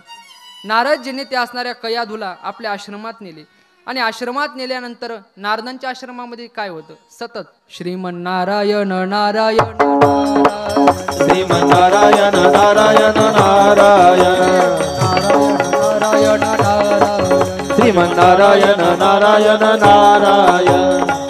सतत त्या ठिकाणी भजन, सतत कथा, सतत कीर्तन. ती असणारी कयाधू त्या कथेमध्ये कीर्तनात बसायची. तिला झोप यायची, पण ती झोपली तरी तिच्या असणाऱ्या पोटामधला तो गर्भ म्हणजे प्रल्हादजी ते ऐकायचे. सतत ते भजन ऐकायचे. हा असणारा हिरण्यकश्यपू आपली तपश्चर्या पूर्ण केली आणि पूर्ण केल्यानंतर त्याने ब्रह्मदेवाकडून काही वर मागून घेतले. काय? मला सकाळी मरण नको, रात्री नको, मला वर मरण नको, खाली मरण नको, मला पशुकडून मरू नको, मानवाकडून नको, सजीवाकडून नको, निर्जीवाकडून नको. अनेक वर मागितले. 12 महिन्यात मला मरण नको. आणि तो परत आला. आल्यानंतर त्यांना हा प्रल्हाद झालेला होता. प्रल्हादाला आता शिकवण्याकरता पाठवलं पाहिजे. मग कुठं पाठवायचं? राक्षसाची शाळा. राक्षसाच्या शाळेमध्ये त्या प्रल्हादाला पाठवलं. त्या ठिकाणी षंडामर्क त्यांना आणि ती शिकवायला लागले. पण यांचं त्याच्यामध्ये लक्षच लागणार, कारण नारदांकडून सगळं भगवंताचं भजन ऐकलेलं. ते सतत एकच भजन करायचे, श्रीमन्नारायण नारायण नारायण श्रीमन्नारायण नारायण नारायण श्रीमन्नारायण नारायण नारायण. सतत भगवंताचं भजन करायचे आणि ते शिकवतायत, पण त्याच्याकडे लक्ष नाही, भगवंताचं भक्षण चालू. एके दिवशी प्रल्हादजी हिरण्यकश्यपूकडे गेले. हिरण्यकश्यपूने प्रल्हादाला मांडीवर बसवलं आणि मांडीवर बसून विचारलं, अरे शाळेत जातो, शाळेत काय शिकला? त्यांना वाटलं काहीतरी सांग ना आणि तिचं. तो म्हटला, शाळेत मी एकच शिकलो. काय शिकलो? श्रीमन्नारायण नारायण श्रीमन्नारायण नारायण नारायण नारायण नारायण श्रीमन्नारायण नारायण नारायण. अरे हा तर माझ्याच असणाऱ्या शत्रूचं नाव गायला लागला. मी असणारं आपल्या असणाऱ्या राज्यामध्ये कथा कीर्तन बंद केले आणि माझंच पोरग जर कथा कीर्तन करायला लागलं तर मग अवघड होईल. षंडामर्काला सांगितलं त्याला नीट शिकवा, याने भगवंताचं नाव घेतलं नाही पाहिजे. षंडामर्काकडे पाठवून दिलं. एके दिवशी आपल्या असणाऱ्या एका सेवकाला सांगितलं, आपला प्रल्हाद षंडामर्कांकडे आहे, जा बरं तो काय करत आहे पाहून या. एका सेवकाला सांगितलं. एक असणारा सेवक प्रल्हाद काय शिकत आहे म्हणून पाहायला गेले. पाहायला गेले तर त्या ठिकाणी सर्वजण भजन करत होते, श्रीमन्नारायण नारायण श्रीमन्नारायण नारायण नारायण श्रीमन्नारायण नारायण नारायण. सगळेजण भजन करत होते. हे असणारे सेवक जवळ गेले, हे भजन करतायत, यांचं भजन मोडवलं पाहिजे, काय करायचं? त्या ठिकाणी एक असणारा प्रल्हादाच्या जवळ एक जण भजन करत होता. प्रल्हादानं सर्व राक्षसाला भजन शिकवलं होतं. ते भजन बंद करायचं म्हणून एका राक्षसाला हात लावण्याकरता तो पुढे गेला. त्याला हात लावला, लावल्यावर भजन नाही बंद झालं. मग हा पण भजन गाऊ लागला, श्रीमन्नारायण श्रीमन्नारायण नारायण नारायण श्रीमन्नारायण नारायण नारायण. हिरण्यकश्यपू विचार करतोय, अरे मी सेवकांना पाठवलं, प्रल्हाद काय करतोय पाहायला, पण असणारे हे सेवक अजून आले नाहीत, काय झालं असेल? आणखी दोन सेवकाला सांगितलं, जा बरं काय झालं पाहून या. दोन सेवक गेले. गेल्यानंतर पाहताय तरी सगळेच भजन करतायत. भजन बंद करण्याकरता यांनी हात लावला. हात लावल्याबरोबर हे बी म्हणायला लागले, श्रीमन्नारायण नारायण श्रीमन्नारायण नारायण नारायण नारायण नारायण नारायण श्रीमन्नारायण नारायण नारायण नारायण नारायण नारायण श्रीमन्नारायण नारायण नारायण. सुंदर भजन चालतंय. हिरण्यकश्यपू म्हणतो, अरे चाललंय काय? त्याला आश्चर्य वाटायला लागलं. हे अजून येणार. आणखी दोन सेवकाला सांगितलं, तुम्ही पाहुण्यावर काय होते. ते दोन सेवक गेले आणि त्यांनी हात लावला. हिरण्यकश्यपू विचार करतोय, अरे मी एवढे सेवक पाठवले, कोणीच परत येईना. हिरण्यकश्यपू स्वतःच निघाला आता आणि स्वतः तिथं गेला. गेल्यानंतर पाहिलं तर या ठिकाणी भजन चालू आहे. सुंदर भजन चालू होतं, श्रीमन्नारायण नारायण नारायण श्रीमन्नारायण नारायण नारायण श्रीमन्नारायण नारायण नारायण. हिरण्यकश्यपू गेला, भजन चालू होतं आणि भजन चालू असताना तो गेला. पाहतोय सगळे आपले सेवक, हे असणारे राक्षस, आपला असणारा प्रल्हाद, सगळेजण भजन करताय. भजन बंद करायचंय. आपल्या प्रल्हादाच्या जवळ गेला आणि जवळ गेल्याबरोबर त्याने असा हात लावला. हात लावल्याबरोबर सगळं भजन बंद झालं. भजन बंद झालं. तुम्ही म्हणाल सेवकाने हात लावला, ते भजन करायला लागले आणि हिरण्यकश्यपूने हात लावल्याबरोबर भजन बंद झालं. त्याचं कारण आहे, गेलेला बल्ब जर आपण होल्डर मध्ये लावला तर तो लागत नसतो. याच्या अंतःकरणामध्ये भगवंताविषयी कसली भक्तीच नव्हती, वैर होतं. ते असणारे भजन बंद झालं. भजन बंद झाल्यानंतर त्या प्रल्हादाला आता त्याने पाहिलं, अरे भगवंताचं नामस्मरण करतोय, माझे असणारे सेवक, हे असणारे राक्षसांकडून नामस्मरण करून घेतोय, आता याला मारलं पाहिजे. त्याला मारण्याकरता अनेक प्रयत्न त्याने केले. त्याला विष पाजण्याचा प्रयत्न केला, मोठ्या असणाऱ्या कठडीवरून खाली ढकलण्याचा प्रयत्न केला, पण तो काय मरेना. त्याची असणारी बहीण होलिका, त्या होलिकाला बोलवलं, अग्नीमध्ये त्याला मारण्याचा प्रयत्न केला, पण ती जी होलिका होती, होलिका जळून भस्म झाली, पण प्रल्हादाला काहीच झालं नाही. त्या हिरण्यकश्यपूला राग आला. हिरण्यकश्यपू विचार करतो, अरे हा प्रल्हाद किती प्रयत्न केले याला मारण्याकरता, तरी हा मरत नाही, काय करावं. हिरण्यकश्यपूला राग आला. हिरण्यकश्यपूला राग आला. अरे या प्रल्हादाला किती समजावून सांगावं, हा प्रल्हाद काय ऐकणं, काय करायचं. प्रल्हादाला जवळ घेतलं. काय भगवंताचं नामस्मरण करतो सतत, तुझा भगवंत कुठे आहे, सतत भगवंताचं नामस्मरण करतो. त्यावेळेस त्या प्रल्हादानं सर्वत्र पाहिलं आणि पाहून सांगितलं हिरण्यकश्यपूला, बाबा अहो माझा असणारा भगवंत सर्वत्र आहे, कणाकणामध्ये माझा भगवंत आहे, प्रत्येक ठिकाणात माझा भगवंत आहे. हिरण्यकश्यपूला राग आला. त्याने असलेला त्या ठिकाणी एक खांब होता, तो खांब पाहिला आणि आपल्या मुलाला विचारलं, याच्यामध्ये आहे का भगवंत. त्या प्रल्हादानं सांगितलं आहे, याच्यामध्येही भगवंत आहे, याच्यात भगवंत आहे. हिरण्यकश्यपूला राग आला आणि त्या खांबाजवळ गेला आणि जोरानं असणारं त्याला लात मारली. हिरण्यकश्यपूने लात मारल्या बरोबर अकराळ विक्राळ रूप धारण केलेला नृसिंह अवतार त्या ठिकाणी झाला, प्रकट झाला. नृसिंह भगवान रागाने गुर्र गुर्र करत आहेत. त्या असणाऱ्या हिरण्यकश्यपूला घेतलं, आपल्या मांडीवर ठेवलं. हिरण्यकश्यपूला आपल्या मांडीवर नृसिंह भगवंताने घेतलं आणि मांडीवर घेऊन विचारतायत, अरे माझ्या असणाऱ्या भक्ताला त्रास देतो, आता तुझं मरण आहे. वेळ पाहिली, सायंकाळची वेळ होती, सायंकाळची वेळ होती. मांडीवर घेतलं, त्याला विचारू लागले, तू वर मागितले होते, बघ तुझे वर. तुला सकाळी मरण नको होतं, रात्री मरण नको होतं, सायंकाळ आहे. तुला आत मरण नको होतं, बाहेर नको होतं, तुला उंबऱ्यावर धरलेलं आहे. तुला वर नको होतं, खाली नको होतं, तुला मांडीवर घेतलेलं आहे. तुला 12 महिन्यात मरण नव्हतं होतं, तुझ्या करता मी 13वा म्हणजे अधिक मास केला. सजीवाकडून मरण नको होतं, निर्जीवाकडून नको होतं. हे बघ, हे नख आहेत, नख सजीव का निर्जीव, या नखानं तुला मी मारणार आहे. नृसिंह भगवंताला फार राग आला. गुर्र गुर्र करत त्याने असणारे त्याच्या पोटामध्ये आपली नख घातली आणि नख घालून त्या असणाऱ्या हिरण्यकश्यपूला असं फाडलं. त्या हिरण्यकश्यपूला मारलं.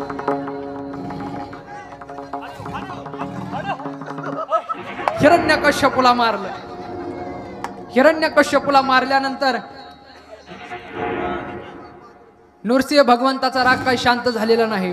त्या हिरण्यकश्यपूला मारलं, राग काही शांत होईना, गुर्र गुर्र करत आहे. त्याला मारल्यानंतर त्याचे असणारे जे काही आतडे आहेत ते आपल्या गळ्यामध्ये टाकले.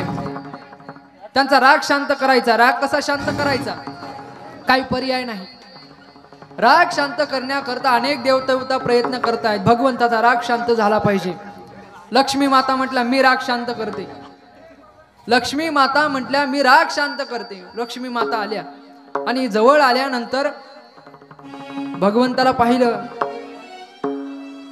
भगवंताला पाहिल्यानंतर ते म्हणतायत, हे आमचे भगवान नाहीत, हे आमचे पती नाहीत, आमचे भगवंत कसे आहेत, हे अकराळ विक्राळ रूप धारण केलेले आमचे भगवंत नाहीत. लक्ष्मी माता बाजूला गेल्या. अनेक देवदेवता येत आहेत, राग शांत करायचा आहे, पण राग काही शांत होईना. त्यावेळेस प्रल्हादाला सांगितलं, तुमच्या करता अवतार घेतलाय, तुम्ही जा. मग प्रल्हाद जे असणारे कापत कापत घाबरत घाबरत त्या असणाऱ्या भगवंताकडे, नृसिंह भगवंताकडे आले. नृसिंह भगवंताचं पूजन केलं. बोलिए नरसिंह भगवान की जय, बोलिए नरसिंह भगवान की जय, बोलिए नरसिंह भगवान की जय.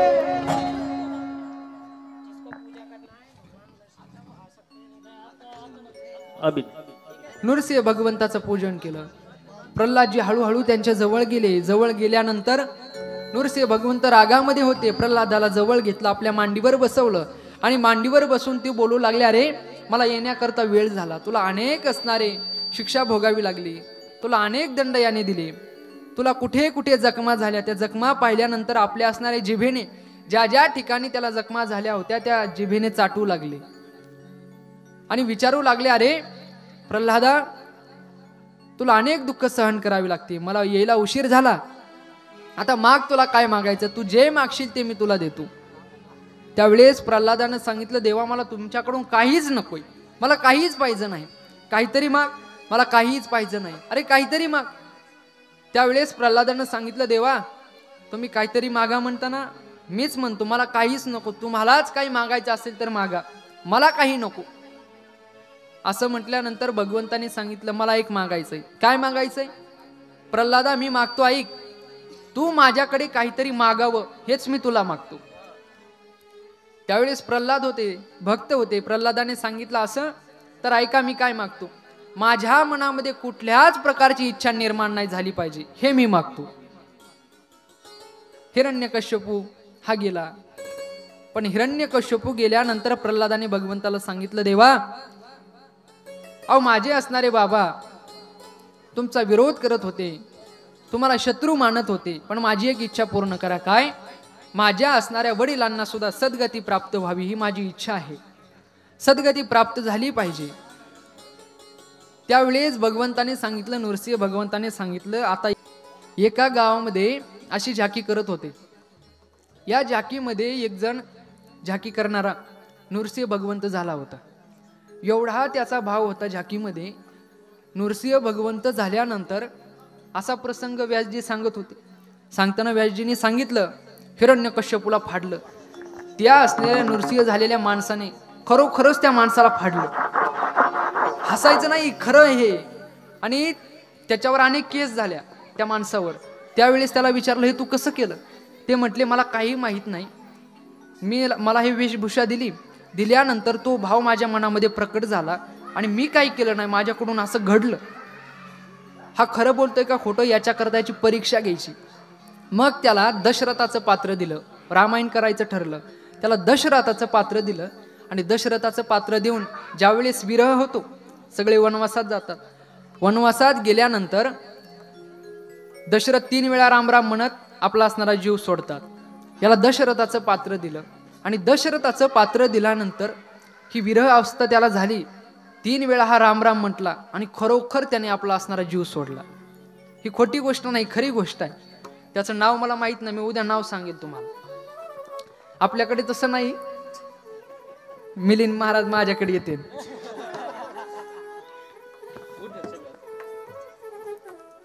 त्यावेळेस त्या प्रल्हादानं सांगितलं, माझ्या असणाऱ्या वडिलांना सद्गती प्राप्त व्हावी.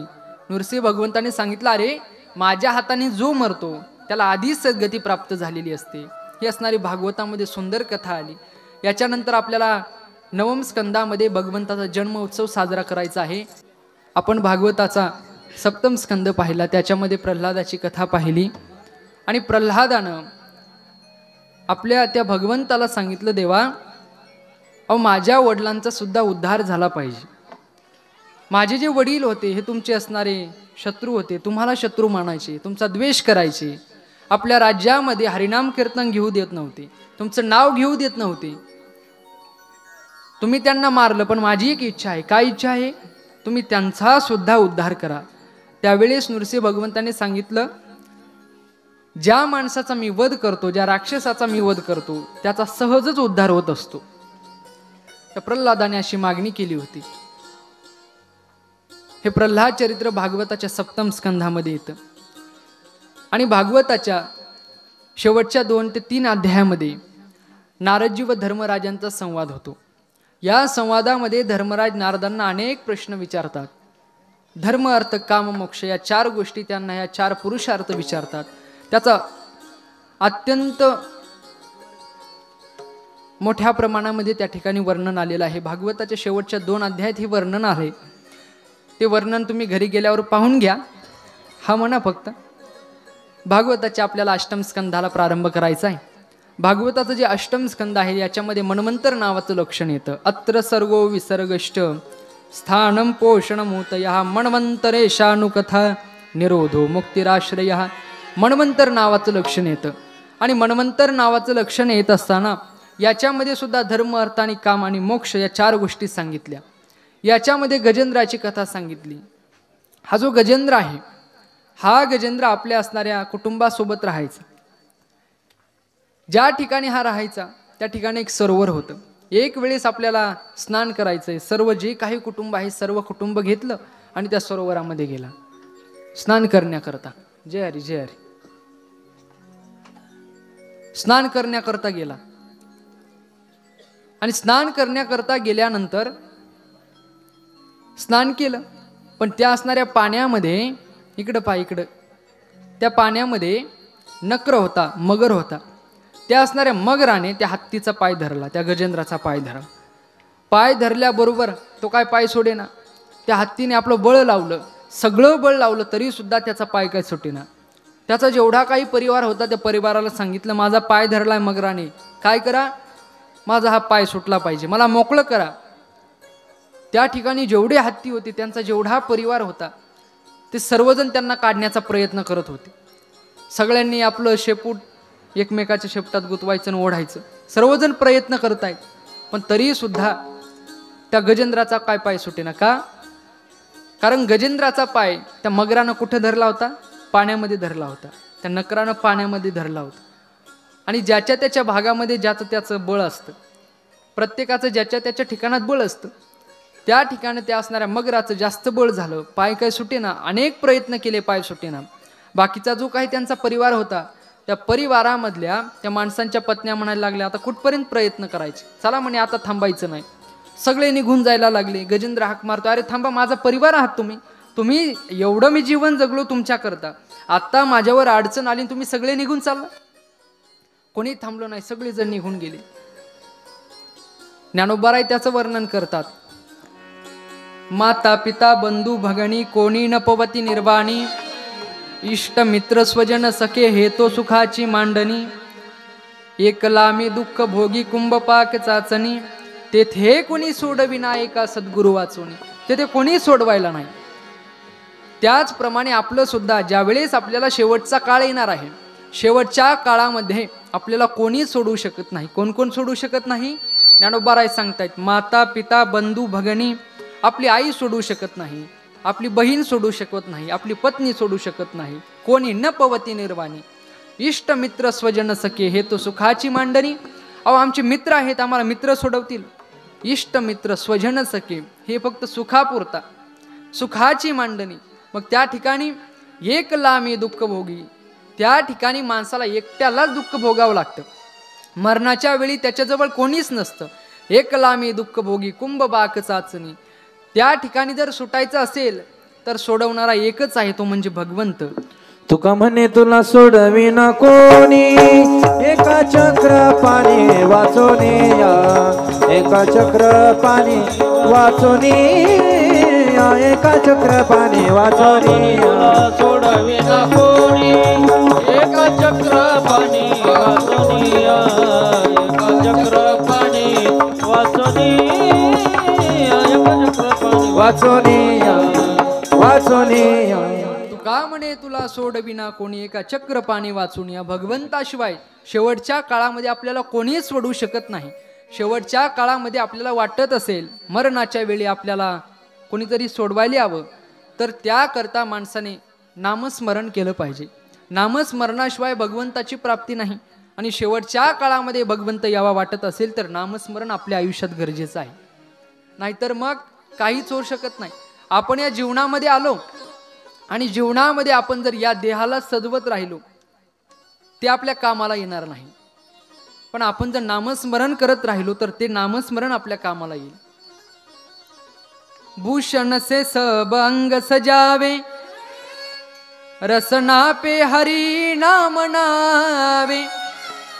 आपण हे शरीर सजवत राहिलो, भूषण से सब अंग सजावे, रसना पे हरी नाम नावे, देह पड़ी रह जावे यहीं पर, देह पड़ी रह जावे यहीं पर, फिर कुंडल और न गीना क्या, हरि नाम नहीं तो जीना क्या, हरि नाम नहीं तो जीना क्या, हरि नाम नहीं तो जीना क्या, हरि नाम नहीं तो जीना क्या. हरि नाम नहीं तो जीना क्या, हरि नाम नहीं तो जीना क्या, हरि नाम नहीं तो जीना क्या, हरि नाम नहीं तो जीना क्या।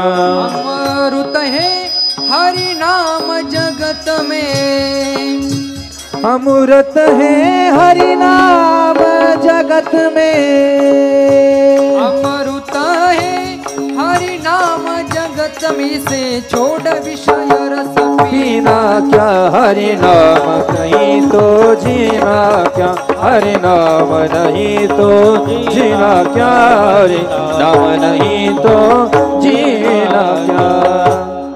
ते सांगतायत या ठिकाणी अमृत म्हणजे भगवंताचं नाम आहे. अमृत हे हरी नाम जगत में.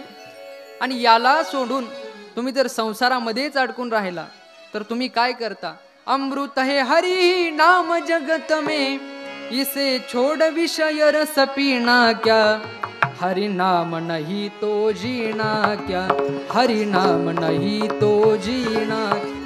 म्हणजे याला सोडून आपण जर जगलो तर आपल्याला ते काहीच उपयोगाला येणार नाही. आपण फक्त संसारामध्येच आपल्या असणाऱ्या कुटुंबाकरता जगलो तर आपल्याकरता काहीच ते उपयोगाला येणार नाही. मी कालही सांगितलं जीवन जगताना कसं जगावं, आपल्या स्वतःचा सुद्धा विचार करावा. नाहीतर मग जिंदगी से बड़ी कोई सजा नहीं, मेरा जुर्म क्या है मुझे ही पता नहीं, इतने हिस्सों में बढ़ गया हूं मैं, मेरे हिस्से में कुछ बचा ही नहीं, असं होऊन जाईल. मग जीवन जगताना आपला विचार करावा. आपल्या विचार करता करता नामस्मरण करावं. आणि नामस्मरण करताना आपला जो उद्धार होणार आहे त्या उद्धार होण्याचा मार्ग आपला मोकळा होत असतो. नाहीतर मग या असणाऱ्या गजेंद्रासारखं होतं. शेवटच्या वेळामध्ये कोणीच राहिलं नाही, सगळे निघून गेले. निघून गेल्यानंतर गजेंद्र विचार करतोय आता काय करावं. अनेक वर्ष त्यांचं युद्ध चालू होतं. हट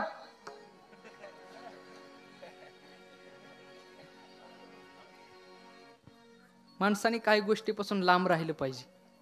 त्याच्यामध्ये कुत्र्यापासून एक लांब राहावं. मी कशालाच घाबरत नाही. वाघासमोर जाईल पण कुत्र्यासमोर मी जात नाही. आमच्या महाराज मंडळी माहिती, माझ्या कीर्तनात तात्या एक वेळेस कुत्रा आलं.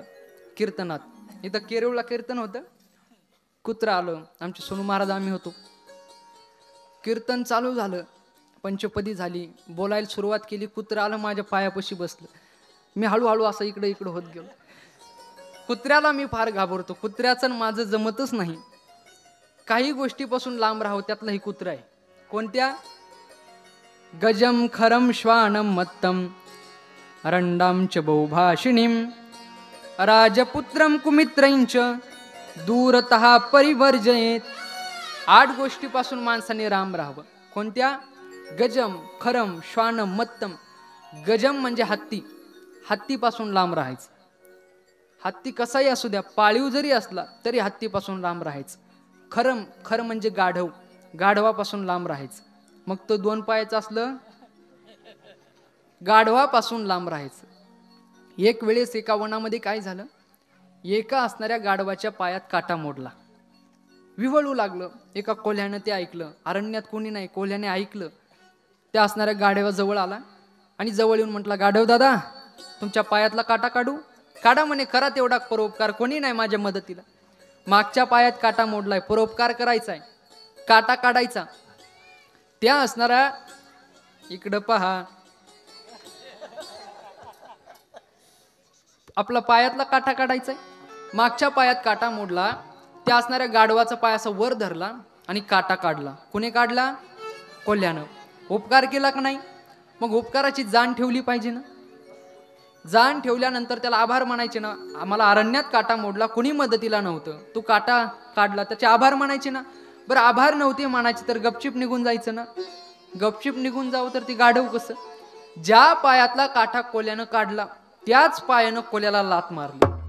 म्हणून त्याच्यापासून लांब राहायचं. गजम खरम श्वानम. श्वान म्हणजे कुत्रा. हे कुत्रा, याच्यापासून लांब राहायचं माणसं. का. एक वेळेस वाघ परवडला. का. वाघाचं असं आहे, तू एकदम आपल्याला संपून टाकतो. काहीच नाही, आपल्याला दिसला की आपल्याला खाऊन लगेच मारून टाकतो. आपल्याला काहीच नाही. कुत्रा मारित नाही. मग कुत्रा नुसताच पळायला लावतो.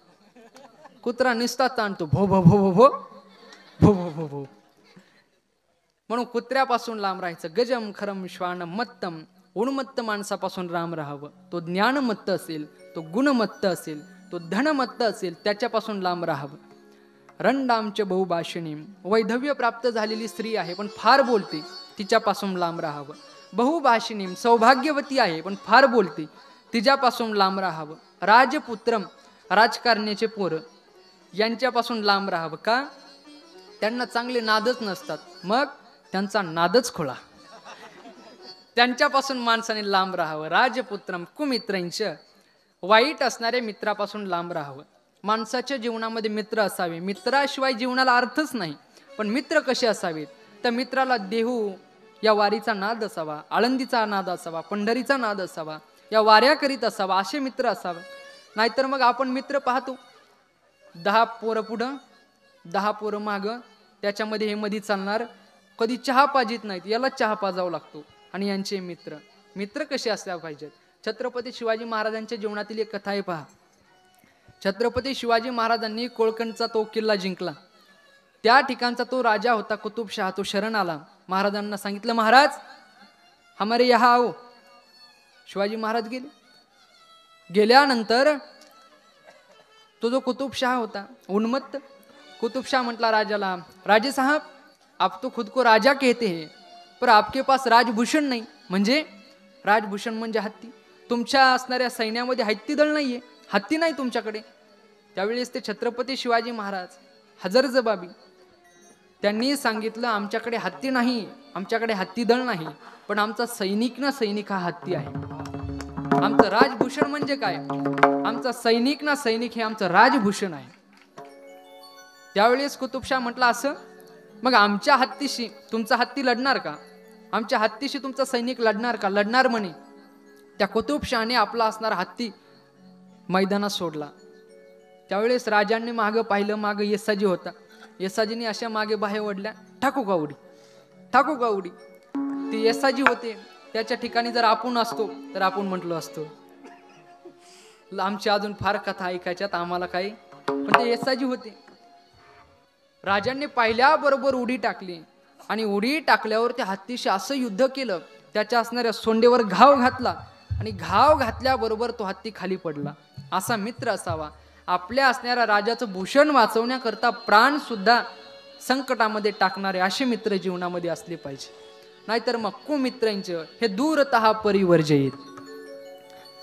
माणसं जवळ करताना शेवटपर्यंत आपल्या सोबत राहिली पाहिजे. या असणाऱ्या गजेंद्रासोबत कोणी राहिलं नाही. जीव वाचवायचा आहे, काय करावं? त्यावेळेस शेवटी कुणी नव्हतं, भगवंताला त्याने हाक मारली.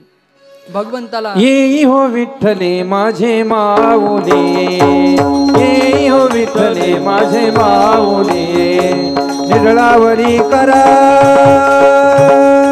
निढळावरी कर ठेवणे वाट मी पाहे. येई हो विठ्ठले माझे माऊली, येई हो विठ्ठले माझे माऊली. पिवळा पितांबर कैसा गगनी झळकला, गरुडावर बैसोनी, गरुडावर बैसोनी माझा कैवारी आला, माझा कैवारी आला. येई हो विठ्ठले माझे माऊली, येई हो विठ्ठले माझे माऊली, माझे माऊली. भगवंताला हाक मारली. भगवंताला हाक मारल्याबरोबर भगवंत किती धावला. ह कहे लक्ष्मी ती कहे गजराज, एवढ्या वेगानं भगवंत त्यांच्यापाशी आले. मनाचे मने वेगू केला. आपलं मन जेवढं चपळ, त्या मनाचं जे मन त्या गतीनं भगवंत हत्तीपाशी आले आणि हत्तीपाशी येऊन त्या गजेंद्राचा उद्धार केला, त्या नकराचा उद्धार केला. नक्र बोले ऐके ऋषिकेशी, नाम मात्रे तारिले गजेंद्रासी, काय कृपण झाला मद विषय कैसाबा मकुलुनी जासी. देवा कळले तुझे देव पण आता, सोडी ब्रीद आपुले दिनानाथा. त्या दोघांचाही उद्धार केला. आणि उद्धार केल्यानंतर या भागवतामध्ये समुद्र मंथन करण्याची वेळ आली. समुद्र मंथन झालं. समुद्र मंथनामध्ये 14 रत्न निघाली. ते आपण दरवर्षी ऐकत असतो. आपण समुद्र मंथनामध्ये मोहिनी रूप मागच्या वर्षी पाहिलं होतं. ते समुद्र मंथन झालं. समुद्र मंथन झाल्यानंतर देवासुर यांचं युद्ध झालं. त्याच्यामध्ये शुक्राचार्य मारले गेले. आपले शुक्राचार्य देवांचे गुरु ते असणारे बळी राक्षसाचे गुरु शुक्राचार्य आहेत, त्यांनी बळीला मारलं त्या देवांनी. त्या बळीला मारल्यानंतर शुक्राचार्यांनी त्यांना पुन्हा जिवंत केलं. संपूर्ण असणाऱ्या जगावर अभिराज्य गाजवलं. सर्वत्र अधर्म वाढला. त्यावेळेस भगवंताने वामन रूपाने अवतार धारण केला. 3 पावलं भूमी मागितली आणि 3 पावलं भूमी मागून 2 पावलामध्ये संपूर्ण असणारं पृथ्वी पाताळ संपूर्ण हरण केलं. 1 पाऊल कुठे ठेवायचा, माझ्या डोक्यावर ठेवा.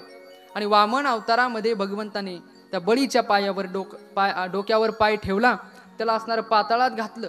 1 वर्ष त्यांच्यासोबत त्यांनी लीला केली. आणि भागवताचा 8म स्कंद या ठिकाणी समाप्त होतो. भागवताच्या 9म स्कंधामध्ये अनेक राजांची वर्णन आली. याच्यामध्ये सूर्यवंश आणि चंद्रवंश याचं वर्णन आलं. सूर्यवंशामध्ये रामप्रभूंचा अवतार झाला. चंद्रवंशामध्ये आपल्याला कृष्ण अवतार करायचा आहे, कृष्ण जन्मोत्सव पाहायचा आहे. त्यावेळेस राजा परीक्षितांना सांगितलं, महाराज अहो उशीर झाला, मग का एवढं पटपट सांगायचं, आम्हाला समजलं तर पाहिजे ना, मग थोडं हळू सांगा, कृष्ण जन्म तरी सांगा.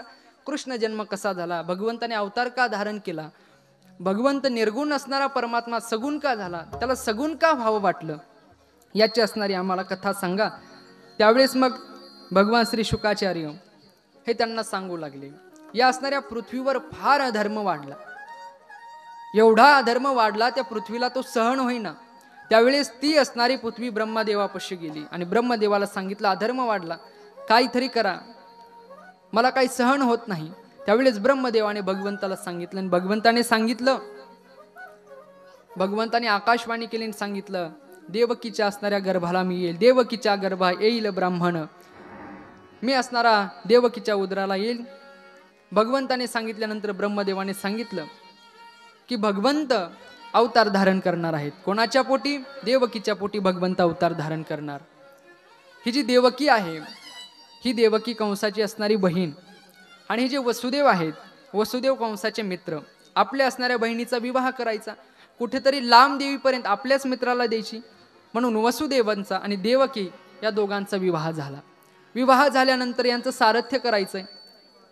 सारथ्य करण्याकरता, त्यांना सोडवण्याकरता स्वतः कंस त्या रथामध्ये बसला आणि रथामध्ये बसून त्या रथाचं सारथ्य करत होता. सारथ्य करत असताना त्या ठिकाणी आकाशवाणी झाली आणि आकाशवाणीने सांगितलं, कंसा तू जिचं सारथ्य करत आहेस तिचा असणारा 8वा पुत्र हा तुला मारणार आहे.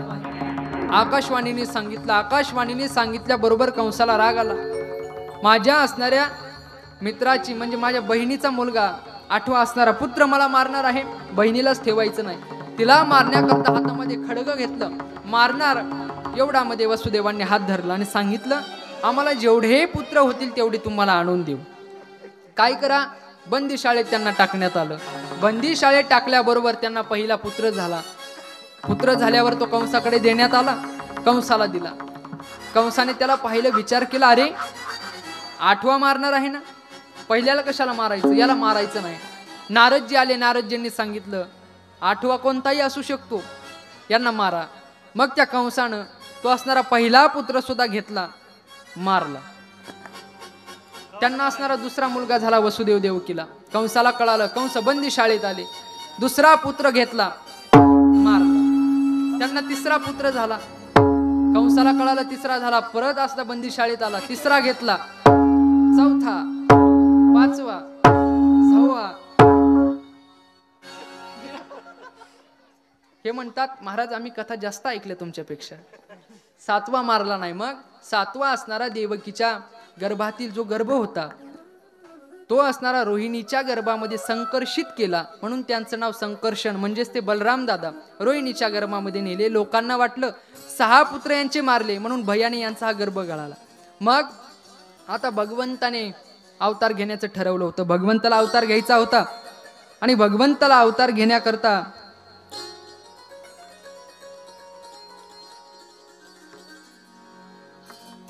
भगवंताने तिथी ठरवली. ज्यावेळेस भगवंताला अवतार घ्यायचा होता त्यावेळेस सर्वांना सांगितलं, मायेला सांगितलं तू तिकडे यशोदा मातेच्या उदरामध्ये जा. बलराम दादाला सांगितलं तुम्ही पण चला, तुम्हाला माझा मोठा भाऊ व्हायचंय. बलराम दादा आधी म्हटले मला यायचं नाही, मागच्या वेळेस तुमचा भाऊ झालो, 14 वर्षे उपवाशी राहावं लागलं, मला यायचं नाही, या जन्मात तुम्ही मोठे व्हा, तुमचं सगळं मी ऐकेल. मग बलराम दादा त्यांनी जन्म घेण्याचं ठरवलं. बलराम दादांनी रोहिणीच्या गर्भामध्ये बलरामदादा गेले. भगवंताला अवतार घ्यायचा आहे. भगवंताला अवतार घेण्याकरता भगवंताची जी मूर्ती आहे ती मूर्ती बंदी शाळेमध्ये आधी वसुदेवांच्या हृदयामध्ये प्रकट झाली. आणि हृदयात प्रकट झाल्यानंतर हळूहळू भगवंताची जी मूर्ती आहे जी वसुदेवांच्या हृदयामध्ये आधी प्रकट झाली ती आता देवकीच्या उदरामध्ये गेले. भगवंत आता प्रकट होणार आहेत. मंद मंद असणारी हवा चालू झाली. सुगंध चालू झाला. तबल्यावाले तबल्याची साथ करायला लागले. पखवाजावाले पखवाजाची साथ करताय. सिंतवाले सिंत वाजवू लागले. भगवंत प्रकट होणार आहे. श्रावण महिना आहे. अष्टमी तिथी आहे. बुधवार दिवस आहे. वसुनाम तिथी. भगवंताला प्राकट्य करायचं आहे. मंद मंद हवा चालू आहे. सर्व देवदेवता ते असणाऱ्या बंदी शाळेवर आले. पुष्पांचा वर्षाव करायचा आहे. आणि त्यावेळेस भगवंताने त्या असणाऱ्या देवकीच्या अंतकरणामध्ये प्रवेश केला. देवकीचं तेज काय दिसत आहे? देवकीचे तेज दिसे दैसा सूर्य, असं त्यांचं तेज दिसत आहे. कंसाला भीती वाटायला लागली. माझा असणारा मृत्यू जन्माला येणार, तो अवताराला येणार आहे. काय करायचं? सैनिकांना सांगितलं होतं आता लक्ष ठेवा. 8वा जन्माला येणार, 8वा येणार, 8वा येणार. भगवंताने अवतार धारण करण्याचं ठरवलं. रात्री 12ची वेळ आहे. बुधवारचा दिवस आहे. बंदी शाळेमध्ये भगवंत वसुदेव आणि देवकीच्या समोर प्रकट झाले. गोपाल कृष्ण भगवान की जय, भगवान की जय, कृष्ण भगवान की जय. भगवंत प्रकट झाले. चतुर्भुज असणारी मूर्ती वसुदेव देवकींच्या समोर प्रकट झाली. प्रकट झाल्याबरोबर देवकी माता विचार करतायत माझा भाऊ येईल, यांना मारेल. काय करायचं? लपवलं पाहिजे. कुठं लपवायचं? आपण बंदी शाळेमध्ये आहोत, लपवता येणार नाही. त्यावेळेस भगवंताने नंदांच्या कानात सांगितलं, त्यांच्या कानामध्ये सांगितलं मला इथं लपवू नका. मग नंदाच्या घराला मजने गोकुळाला, मजने गोकुळाला, मजने गोकुळाला.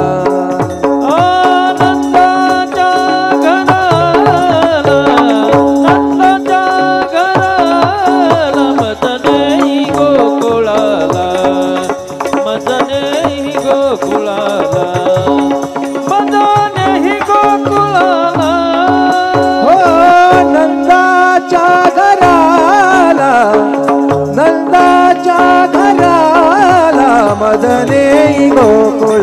गोकुळाला, मजने गोकुळाला, मजने गोकुळाला.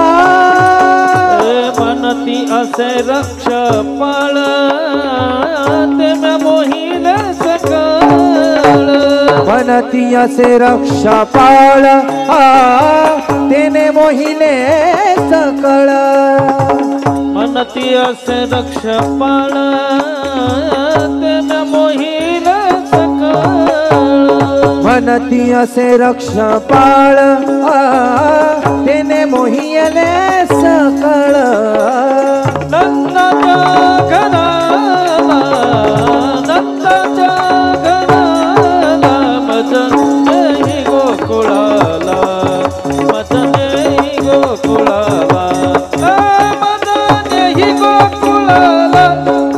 हो नंदाच्या घराला, नंदाच्या घराला, मजने गोकुळाला, मजने गोकुळाला, मजने गोकुळाला. हो माया उपजली तेथे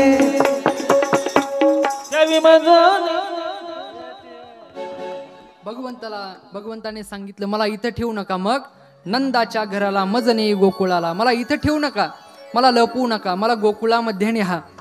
त्यावेळेस वसुदेवांना सांगितलं देवा अहो तुम्ही लहान तर व्हा. मग भगवंत हळूहळू लहान झाले आणि ते म्हटले बास एवढं. त्यावेळेस ते म्हटले अहो लहान मुलं बोलत नसतात, मग रडत असतात. मग भगवंताने रडायला सुरुवात केली. अरे भगवंत रडायला लागले आणि भगवंत रडायला लागल्यानंतर भगवंताला आता गोकुळामध्ये सोडायचं आहे. भगवंताला घेतलं, आपल्या असणाऱ्या डोक्यावर घेतलं, त्या टोपलीमध्ये भगवंताला घेतलं. भगवंताला घेतल्याबरोबर जेवढी काही बंधने होती ती सर्व बंधने गळून गेली. भगवंताला डोक्यावर घेतलं, हळूहळू बाहेर यायला लागले सर्व असणारे दरवाजे उघडले, बंदी शाळेतलं सगळं उघडले. भगवंत त्या असणाऱ्या टोपलीमध्ये आहे. वसुदेवांनी त्यांना डोक्यावर धारण केलं आणि हळून हळू निघू लागले. बाहेर आले.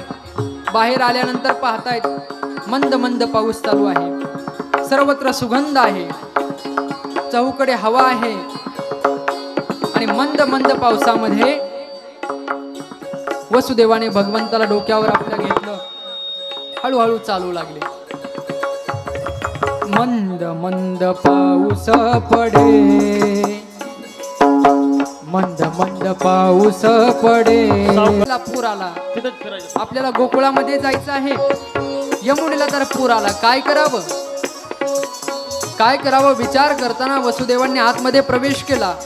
आत प्रवेश केल्याबरोबर ते असणारं यमुनेचं पाणी गुडघ्यापर्यंत आलं. पाणी वाढायला लागलं. कमरेपर्यंत पाणी आलं. पाणी कमी होईना, पाणी वाढायला लागलं. मानेपर्यंत पाणी आलं. तरी पाणी कमी होण्याचं काही दिसेना. मग कानापर्यंत पाणी आलं. त्यावेळेस भगवंताने आपला असणारा पाय बाहेर काढला. अंगुष्ठ असणाऱ्या त्या यमुनेला स्पर्श झाला.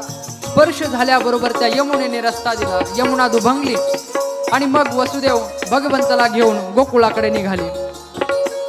भगवंताला घेतलं, गोकुळाकडे गेले. गोकुळात गेल्यानंतर या ठिकाणी सर्वजण मायेमुळे झोपलेले होते. भगवंताला घेतलं, नंदबाबांच्या असणाऱ्या राजवाड्यात गेले. आतमध्ये गेले. यशोदा मातेला पाहिलं. त्या ठिकाणी माया होती. ती माया उचलली. आपले असणारे भगवंत त्या कृष्णाला तिथं ठेवलं. त्या मायेला आपल्या टोपलीमध्ये घेतलं आणि वसुदेव परत आले. वसुदेवाने मायेला घेऊन आपल्या असणाऱ्या बंदी शाळेत आले. आत आल्यानंतर कंसाला कळालं आता त्यांना आठवा झालेला आहे आणि इकडं आपले भगवंत त्यांना गोकुळामध्ये ठेवलं. फिरा असे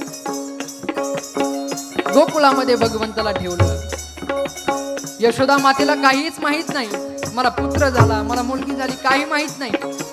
मायेमुळे सर्व विसरून गेले. सर्व झोपलेले होते. दुसऱ्या दिवशी पहाटे पहाटे रोहिणी आल्या आणि आल्यानंतर पाहतायत अरे श्याम वर्ण असणारं कोणीतरी बाळ आहे. यशोदेला बाळ झालं.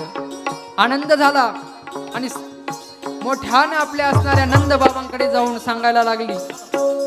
नंदबाबांना बाबा बधाई हो, बाबा बधाई हो. बाबा आपले असणारे गोठ्यामध्ये होते. ते विचार करायला लागले काय झालं. सांगितलं लाला भयो हे, बाबा बधाई हो, बधाई हो. ऐकल्याबरोबर नंद बाबा धावत धावत यशोदा मातेच्या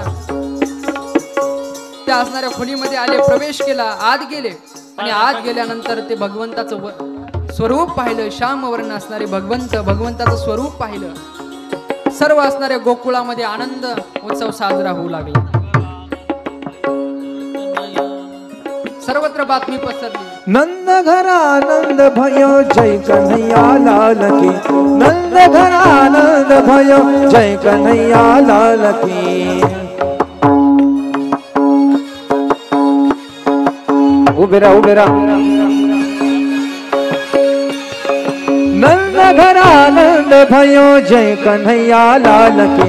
नंद घरानंद भयो जय कन्हैया लाल की. नंद घरानंद भयो जय कन्हैया लाल की. नंद घरानंद भयो जय कन्हैया लाल की. जय कन्हैया लाल की जय हो नंद लाल की. जय कन्हैया लाल की जय हो कन्हैया लाल की.